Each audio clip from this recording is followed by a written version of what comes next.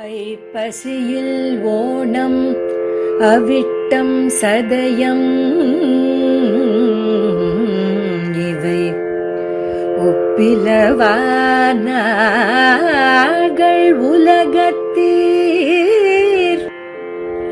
எப்புவியும் பேசு புகழ் பொய்கையார் பூதத்தார் பேயாழ்வார் எப்புவியும் பேசு புகழ் பொய்கையார் பூதத்தார் பேயாழ்வார் தேசுடனே தோன்று சிறப்பால் ஐப்பசியில் ஓணம் அவிட்டம் சதயமிவை ஒப்பிலவானார்கள் உலகத்தீர் எப்புவியும் பேசு புகழ் பொய்கையார் பூதத்தார் பேயாழ்வார் தேசுடனே தோன்று சிறப்பால்.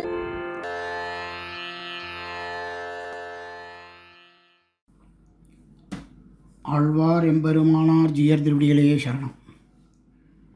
ஸ்ரீசைலேசதயாபாத்திரம் தீபக்தியாதி குணார்ணவம் யதீந்திர பிரபணம் வந்தே ரம்யஜா மாதரம் முனிம் லக்ஷ்மீநாதசமாரம்பாம் நாதயா முனமத்தியமாம் அஸ்மதாச்சாரியபர்யந்தாம் வந்தே குருபரம்பராம்.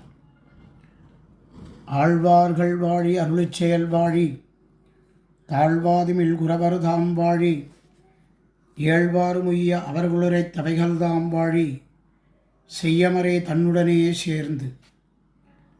ஐப்பசியிலோணம் அவிட்டம் சதயமிவை ஒப்பிலவா நாள்கள் உலகத்தீர் எப்புவியும் பேசுபுகள் பொய்கையார் பூதத்தார் பேயாழ்வார் தேசுடனே தோன்று சிறப்பாள்.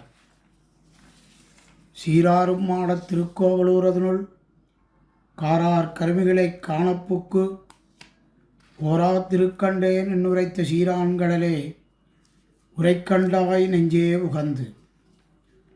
ஆழ்வார்களில் முதல் 3 ஆழ்வார்களைப் பற்றி வெகு விமர்சையாக உபன்யாசத் தொடரைப் பற்றி நாம் கண்டுகளித்து கொண்டு இருக்கின்றோம். இப்பொழுது 3வது ஆழ்வார் பேயாழ்வார் வைபவம் நடந்து கொண்டு இருக்கிறது. பெரிய பெரிய மகான்கள் உபன்யாசம் செய்து கொண்டு வருகின்றனர். அடியேனுக்கும் ஒரு வாய்ப்பு கொடுத்துள்ளார்கள். அடியேன் ஒரு சிறியவன். ஸ்ரீமத் வேதமார்க்க பிரதிஷ்டாபனாச்சாரியராய் உபய வேதாந்தாச்சாரியராய் எழுந்தருளிருக்கும் யதுகிரி எதிராஜ ராமானுஜ நாராயணஜீயர் சுவாமிகளின் கிருபையினாலும் திருமலை திருப்பதி பெரிய கேள்வியப்பன் சிறிய கேள்வியப்பன் சுவாமியின் கிருபையினாலும் மற்ற மகான்கள் கிருபையினாலேயும் இந்த கோஷ்டியிலே 3ஆம் திருவந்தாதியில் 71வது பாசுரம் முதல் 80வது பாசுரம் வரையிலும் உள்ள பாசுரத்தின் அர்த்த விசேஷத்தை திருவேங்கடமுடையான் திருவடித்தாமரைகளிலேயும் அஸ்மத் ஆச்சாரிய அனுகிரகத்தாலேயும் அடியேன் விண்ணப்பிக்கின்றேன். முதல் திருவந்தாதியிலே பையம் தகலியா சுடராழியான் என்று தொடங்குகையாலே உபய விபூதிகளோடு கூடியவன் சர்வேஸ்வரன் என்றார் முதலாழ்வார். 2ஆம் திருவந்தாதியிலே நாரணர்க்கு ஞானத்தமிழ் புரிந்தனான் என்று தொடங்குகையாலே சர்வேஸ்வரனைச் சொல்லும் தனிப்பெயர் நாராயண சப்தம் என்று காட்டினார் 2ஆம் ஆழ்வார். 3ஆம் திருவந்தாதியிலே திருக்கண்டேன் என்று தொடங்குகையாலே லக்ஷ்மி சம்பந்தத்தை விட்டு பரதத்துவ நிர்ணயம் செய்கிறார் 3ஆம் ஆழ்வார். இம்மூவரையும் அடியொற்றியே நம்மாழ்வாரும் உயர்வர என்று முதல் திருவாய்மொழியாலே உபய விபூதியுடையவன் என்றும் 2ஆம் திருவாய்மொழியிலே பண்புகள் நாரணன் என்றும் நாராயண சப்தத்தைக் கொண்டும் 3ஆம் திருவாய்மொழியில் திருவுடை அடியவன் என்று லக்ஷ்மி சம்பந்தத்தை காட்டியும் பரதத்துவ நிர்தாரணம் செய்தாரன்றோ. இவற்றிலிருந்து ஆழ்வார்கள் ஒருவருக்கொருவர் நினையறிந்து பரிமாறுவர்கள் என்று தெளிவாகிறது. அவதாரிகையிலே 3 திருவந்தாதிகளும் முறையே ஞானபக்தி சாட்சாத்காரங்கள் விளங்கப்படுகின்றன என்னும் நிர்வகிப்பதுண்டு. முதல் திருவந்தாதியிலே வையம் தகலியா என்று லீலா விபூதியையும் நித்திய விபூதியையும் உடையவன் என்று தொடங்கி மேற்பாசுரங்களில் அதையே விவரித்து கொண்டு போகையாலே உபய விபூதியை உடைய நாராயணனே உலகிற்கு சுவாமி ஞானம் முதல் திருவந்தாதியிலே சிறந்து விளங்கும்.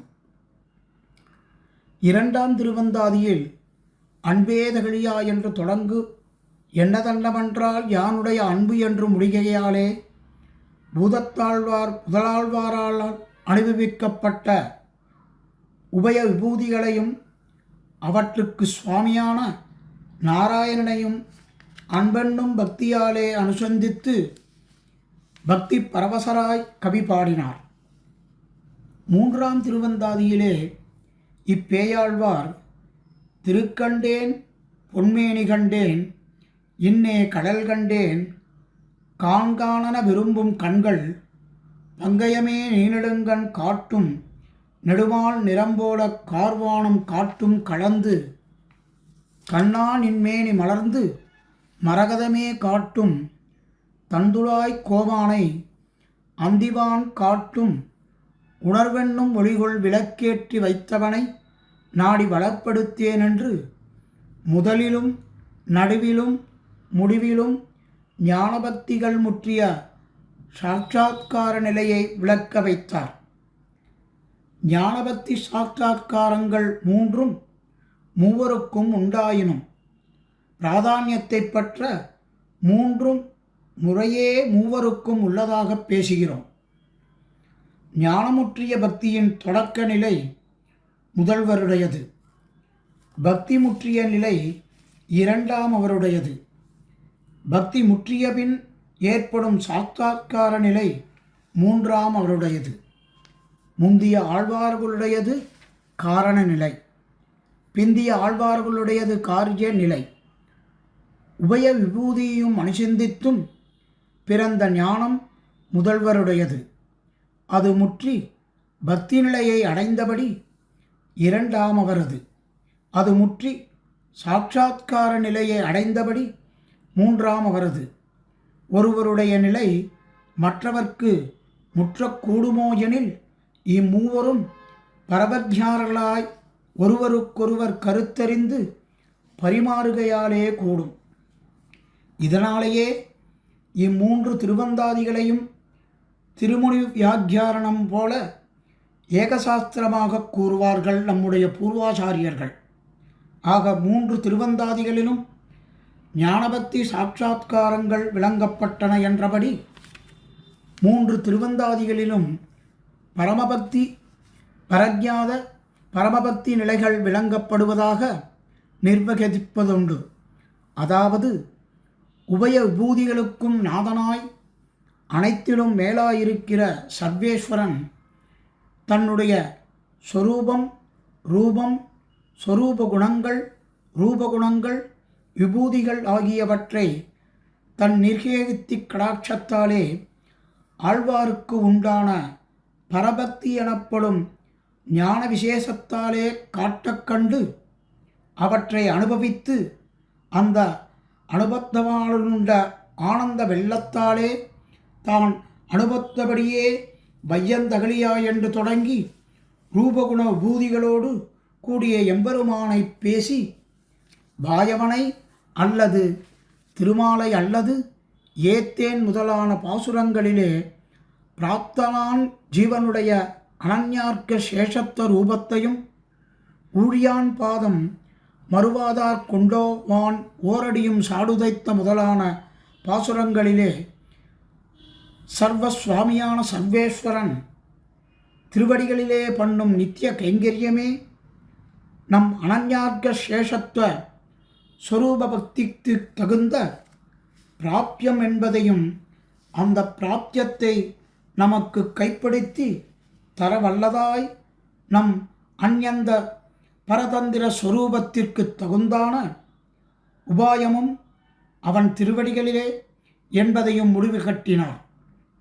முதல் திருவந்தாதியிலே முதலாழ்வார்களில் முதல்வரான பொய்கையாழ்வார், அடுத்தபடியாக பூதத்தாழ்வார் முதல் திருவந்தாதியிலே பொய்கையாழ்வார் அருளிச் செய்த எம்பெருமானுடைய சொரூப விபூதிகளை கூடவிருந்து மேன்மேலாக அனுபவித்துச் செல்லுகையாலே பரமபுருஷனுடைய நிர்கேது கிருபையாலே காரணமாக உண்டாகி வளர்த்த தம்முடைய பரபக்தியானது விஞ்ஞான நிலையை உடையதாம்படி முற்றி வளர பிரஜானம் எனப்படும் அவ்வன்பாலே அவனுடைய சுரூபாதிகளை முழுவதும் கண்டு அனுபவித்துத்தான் அனுபவித்த வழியிலே உலகினரும் அறிந்து அனுபவித்து வாழும்படி நடவிலங்கி தமிழ் மாலை என்று எண்ணத்தக்க இரண்டாம் திருவந்தாதியிலே தன் அனுபவத்தை பேரானந்தத்துடன் பேசி முடித்தார்.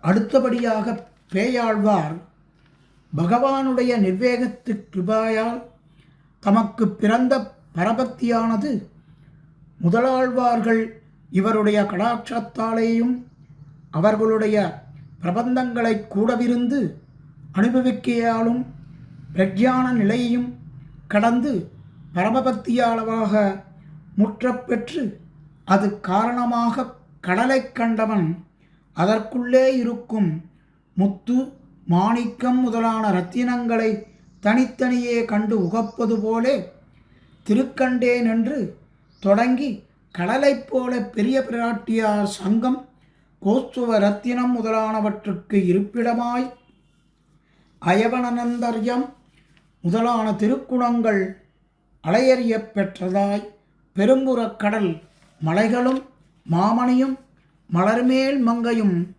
சங்கமும் தங்குகின்ற அலைகடல் போன்றிரர் என்று அழைக்கப்படும் பகவத் ஸ்வரூபத்தை சாட்சாத்கரித்து அனுபவிக்கிறார் இம்மூன்றாம் திருவந்தாதியிலே. பரபக்தி பரஜான பரபக்திகளாகிற மூன்று நிலைகளும் மூன்று ஆழ்வார்களுக்கும் தனித்தனியே பரிபூர்ணமாக உண்டாயிருக்கச் செய்தேயும் ஒவ்வொருவருக்கு ஒன்று மிஞ்சி மற்ற இரண்டும் அதற்குள் அடங்கியிருக்கும் முதலாழ்வார்க்கு பிரஜான பரபக்திகள் அப்பிரதமான தோற்றும்படி பரபக்தியிலே விஞ்சியிருக்கும் இரண்டாமவருக்கு பரபக்தி முற்றி பழுத்தாயிருக்கும். பரமபக்தியை தோற்றுவிப்பதான பிரஜானமே பிரதானமாயிருக்கும் மூன்றாமவருக்கு பரமபக்தியே பிரதானமாய் பரபக்தி பிரஜானங்களுடன் அதன் கீழே அடங்கி கிடக்கும். பரபக்தி முதலானவற்றின் உற்பத்தியும் வளர்ச்சியும் இன்னார்க்கு இன்ன காலத்தில் இன்னது பிரதானமாகவும் இன்னது அப்பிரதானமாகவும் ஆகக் கடவுது என்னும் நியமமும் ஈஸ்வரனுடைய சங்கல்பத்தாலே ஏற்பட குறையில்லை. பரபக்தி முதலானவற்றின் லட்சணம் என்னவெனில் பகவத் ஸ்வரூபாதிகளை நேரே காணேலேனும் என்னும் ஆசை பரபக்தி, அவரை காண்பது பரஜானம், கண்டபின்பு மேன்மேலே அனுபவிக்க ஆசைப்படுவது பரமபக்தி என்பது ஒரு லட்சணம். பகவானோடு கூடினால் இன்புறுவது பிரிந்தால் துன்புறுவதாயிருக்கே பரபக்தி அந்தமிழ் பேரின்பத்து அடியரோர் இருந்தமை என்கிறபடியே பரமபதத்திற்குப் போலே பரிபூர்ணமாக காண்கை பரஜானம். அவனை அனுபவிக்க வரவிடில் நீரைப் பிரிந்த மீன் போலே உயிரிழக்கும்படி இருக்கை பரமபக்தி என்பது மற்றொரு லட்சணம். ஆராய்ந்து பார்த்தால் இரண்டு லட்சணங்களும் ஒன்றாகவே இருக்கும். பிரமாணங்களில் கண்ட ஸ்தானங்களை அனுஷ்டித்தவர்களுக்கு இந்த பரபக்தி முதலான நிலைகள் முக்தி நிலையிலே உண்டாகும். மயர்வர மதிநலம் அருளப்பெற்ற ஆழ்வார்களுக்கு இங்கு இருக்கும்போதே பகவானுடைய அருளாலே உண்டாயின. இனி சர்வஜானரான ஆச்சாரியர்களுக்கு பரபக்தி பரஜாத பரமபக்தியிலேயே இயல்பாக கொண்டவனாக என்னைச் செய் என்று பரமபுருஷனிடம் பிரார்த்தித்து பெரும்படி இருக்கும் இந்நிலைகள் பரபக்தி முதலான இம்மூன்றையும் சாஸ்திரங்கள் ஞானம் தர்சனம் பிரபத்தி என்று கோஷிக்கின்றன. ஞாதும் திஷ்டும் ச தத்வேன பிரவேஷ்டும் என்றாரொன்றோ கீதாச்சாரியன்.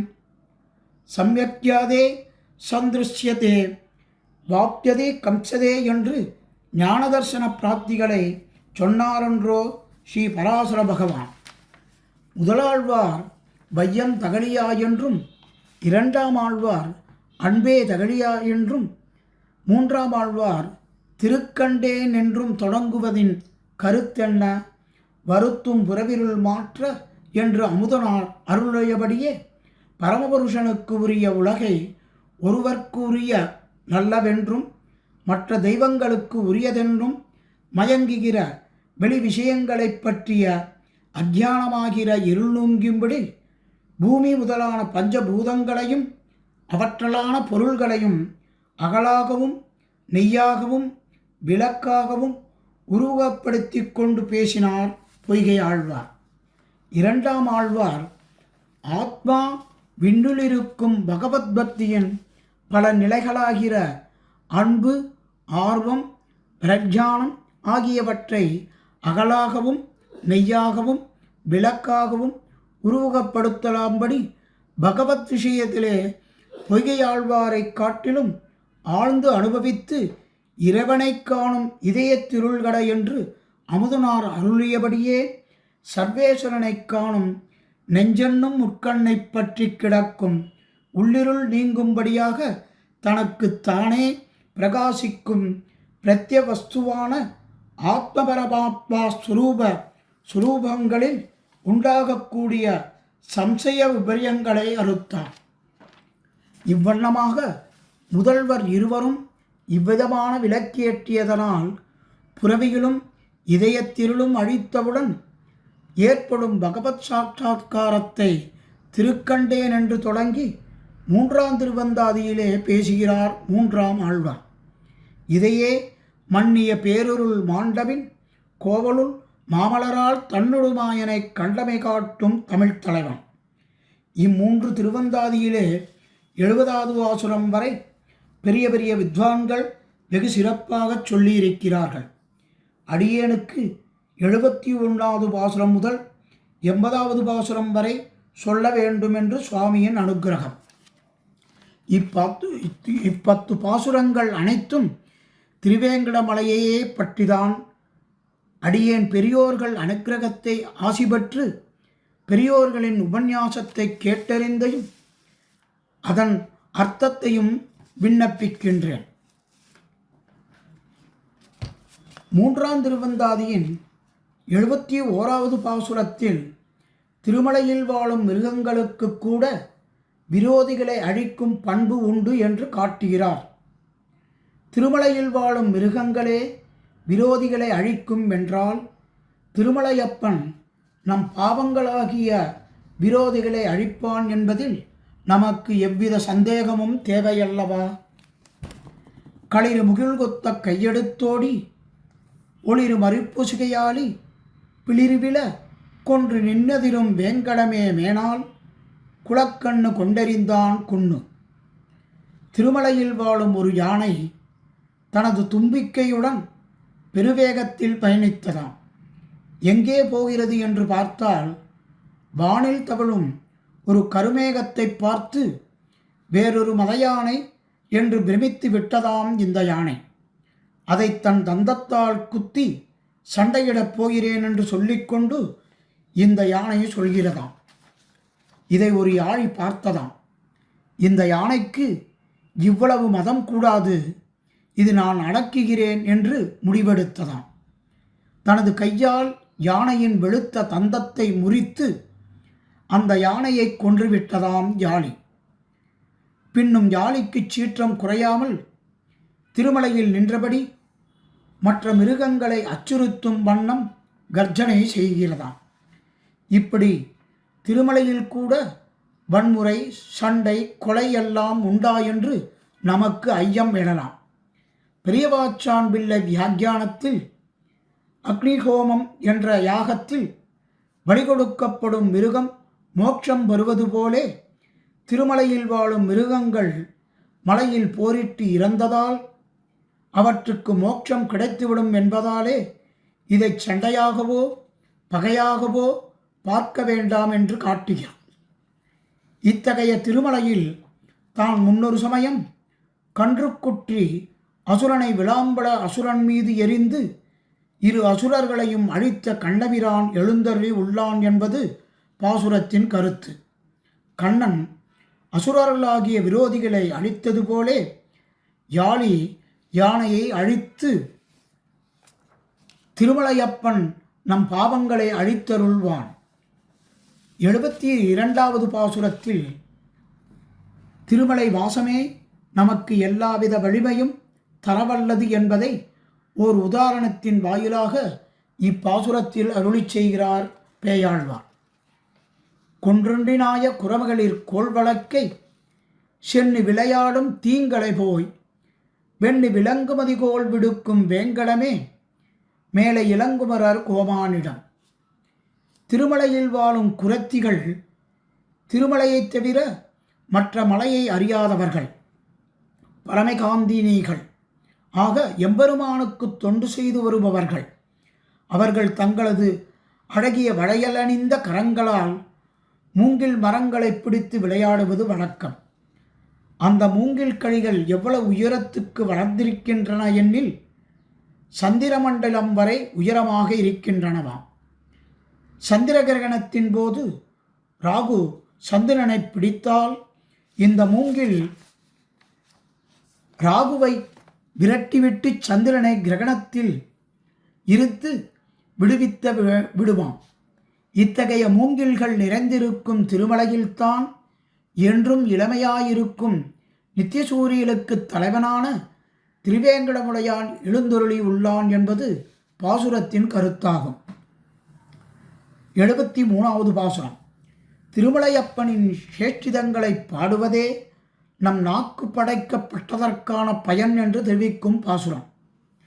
இடம் வளமேல் பூண்ட இரவி தேரோட்டி வடமுக வேங்கடத்து மண்ணும் குடனையந்த கூத்தனாய் நின்னான் குறைகளிலே கூறுவதே நாத்தன்னால் உள்ள நலம். இடப்புறம் வலப்புறம் 7 குதிரைகள் பூட்டிய சூரியனின் தேரை அருணுக்குள் அந்தர்மியாக இருந்து ஓட்டுபவன் எம்பெருமானே ஆவான். அவன் வடதிசையில் உள்ள திருமலையிலே நித்தியவாசம் பண்ணுகிறான்.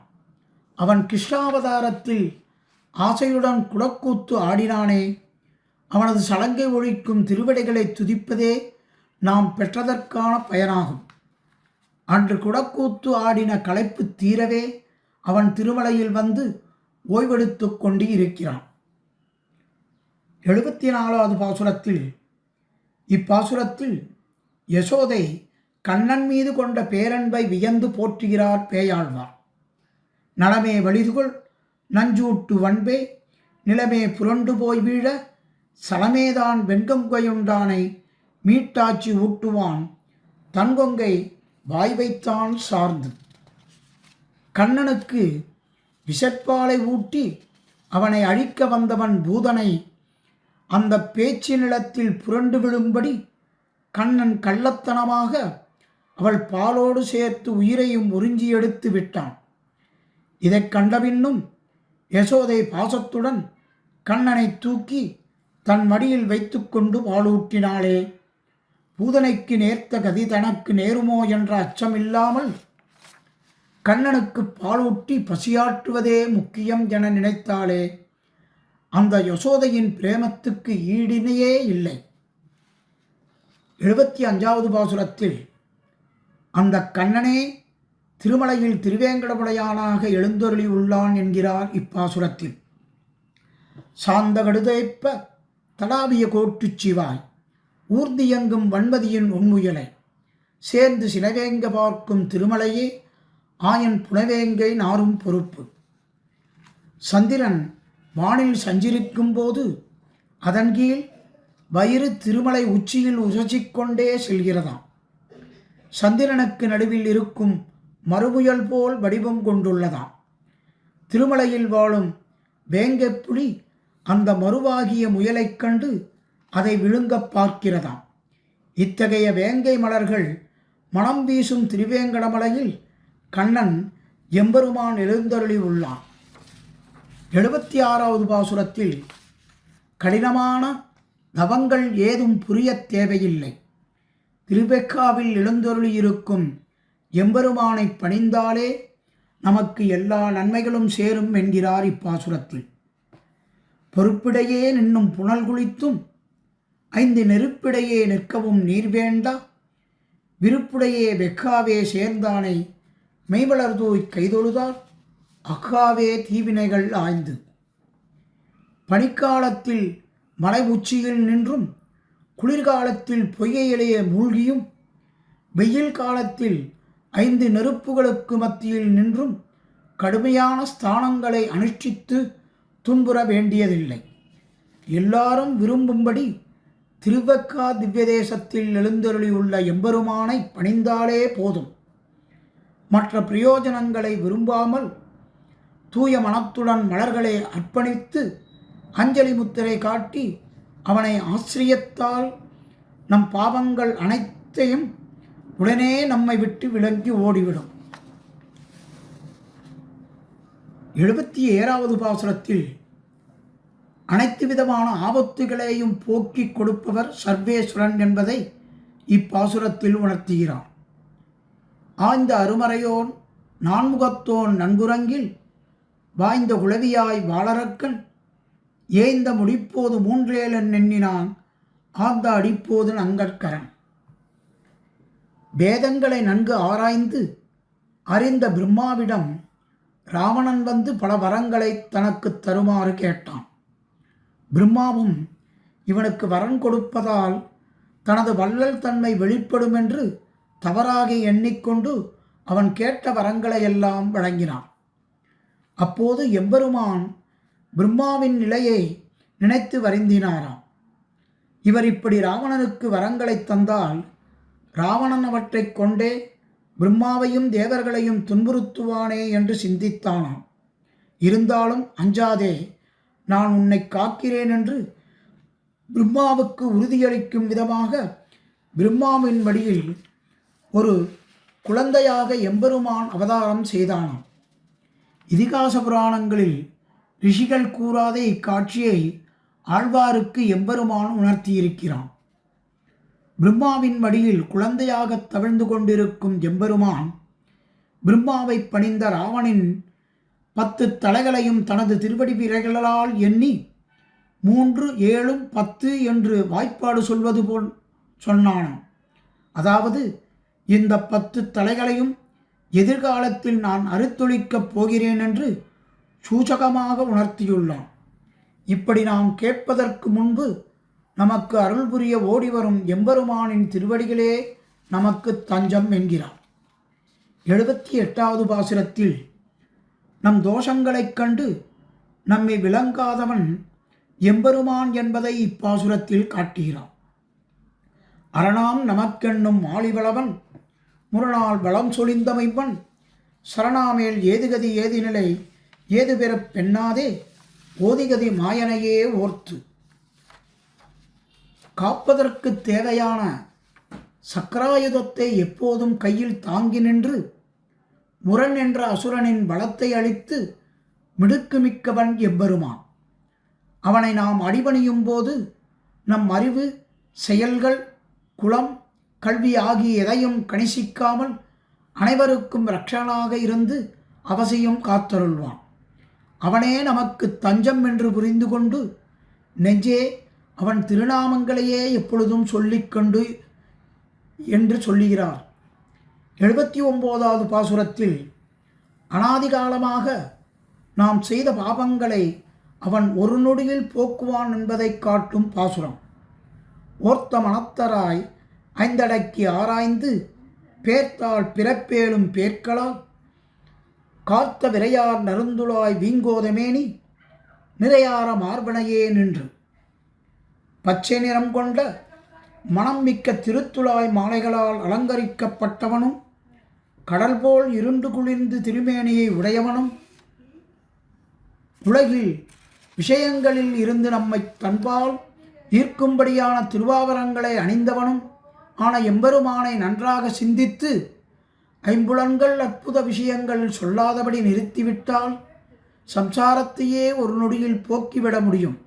அதாவது அவன் அழகை சிந்திக்க சிந்திக்க உலகியல் இன்பங்களை குறித்த சிந்தனையே அறவே நீங்கி மோட்சத்தை நோக்கி நாம் பயணிக்கலாம் என்பது தாத்பரியம் இப்பாசுரத்தில் சொல்கிறார்.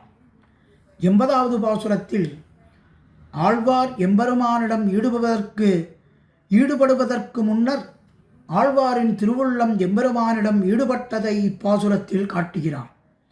நின்னெதிராய நிறமணித்தேர் வானந்தோள் உண்ணிய ஈரன்யூர் உடந்துணிய வெண்ணிலங்கும் ஆர்படுவான் நேமி அரவணையான் சேவடிக்கே நேர்படுவான் தான் முயலும் நெஞ்சு. ருத்தனைப் பணிந்த பலத்தால் பாணாசுரன் என்பவன் கண்ணனை சர்வேஸ்வரன் என்று புரிந்து கொள்ளாமல் அழுந்திய பணிகள் பொருந்திய தேரில் எதிர்த்து வந்தான். அவனது 1000 தோள்களும் அருந்து விழும்படியாக அவனை வென்று அத்தாலே ஒளிவிடும் கூர்மையான சக்கராயுதத்தை ஏந்தியவன் கண்ணபிரான். திருவனந்தாழ்வான் மீது பள்ளி கொண்ட அப்பெருமானிடம் அடியேனுக்கு முன்பே அடியேனின் நெஞ்சம் சென்று ஈடுபட்டு விட்டது என்கிறார் இப்பாசுரத்தில்.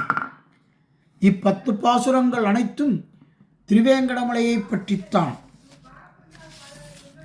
10 பாசுரத்தின் அர்த்தங்களை நாம் பார்த்தோம். வேங்கடவனுக்கு எல்லாம் ஆழ்வார்களும் மிக ஆச்சரியமாக பாடியிருக்கிறார்கள் பாசுரத்தை. அடியேன் சொன்னதிலும் ஏதேனும் குறைகள் பிழைகள் இருந்தால் பெரியோர்கள் அடியேனை க்ஷமித்திரள வேணும் என்று கேட்டுக்கொள்கிறேன். ஸ்ரீயக்காந்தாய கல்யாண நிதியே நிதியேர்த்தினாம் ஸ்ரீவேங்கட நிவாசாய ஸ்ரீனிவாசாய மங்களம். பற்பமெனத்திகள் பைங்கழலும் தன் பல்லவமே விரலும். பற்பமென திகழ் பைங்கழலும் தன் பல்லவமே விரலும். பாவனமாகிய பைந்துவராடை பதிந்த மருங்கழகோ. பாவனமாகிய பைந்துவராடை பதிந்த மருங்கழகோ. முப்புரி நூலோடு முன்கையில் ஏந்திய முக்கோல் தன்னழகும். எப்பொழுதும் யதிராசன் வடிவழகு என் இதயத்துள்ளதால். இல்லை எனக்கெதிர் இல்லை எனக்கெதிர் இல்லை எனக்கெதிரே. இல்லை எனக்கெதிர் இல்லை எனக்கெதிர் இல்லை எனக்கெதிரே. இல்லை எனக்கெதிரே இல்லை எனக்கெதிரே இல்லை எனக்கெதிரே.